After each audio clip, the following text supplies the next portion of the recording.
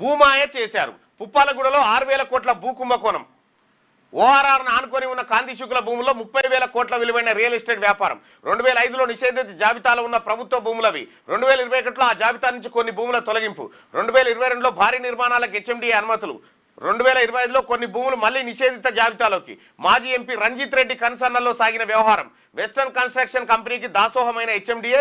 Company డైరెక్టర్గా రంజిత్ రెడ్డి కుమారుడు రాజ్ ఆర్యన్. మరో మాజీ ఎంపీ బంధు కంపెనీది అదే దారి. ఈ భూదందాపై లోకాయుక్తకు ఈడీకి ఫిర్యాదు చేసినట్ట.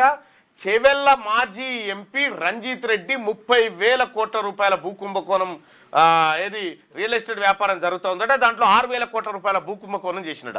చూసిరా ఎంపీలు ఎమ్మెల్యేలు అయితే ఏం చేయొచ్చో భూమాయ చేశారు. 6,000 కోట్ల రూపాయల భూ కుంభకోణం అట. ఇది చదవాల్సిందే.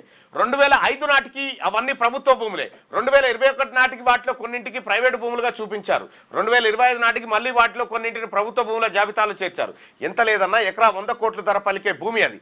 2005 నుంచి ఖాళీగా ఉన్న భూములో 2021లో బహుళ అంతస్తుల్లో భారీ భవన నిర్మాణాలకు అనుమతులు ఇచ్చారు. రూపాయలు 30,000 కోట్ల రియల్ ఎస్టేట్ వ్యాపారానికి గేట్లు ఎత్తారు. రాజకీయ నేతల అత్యాశకు అధికారుల ఒత్తాసు తోడైన ఫలితం ఇది. హైదరాబాద్లోని ఔటర్ రింగ్ రోడ్ను ఆనుకొని ఉన్న పుప్పాలగూడలో ఉన్న కాంతి శుక్ల భూముల కథ ఇది.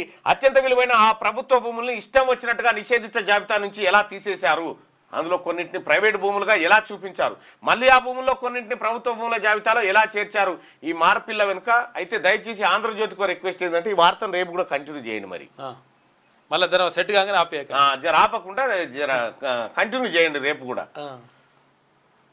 సరే, ఈ వార్తకు సంబంధించి ప్రత్యేక